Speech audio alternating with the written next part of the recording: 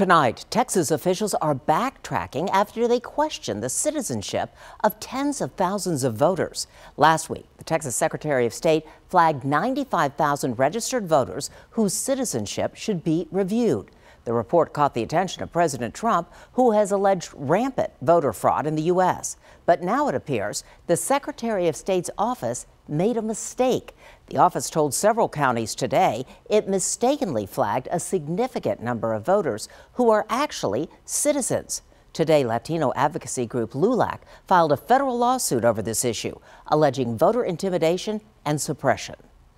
That is the intent of this process. It is to disenfranchise these new voters and keep them from voting because of what happened in the closeness of election 2018. The state tells us they will see LULAC in court.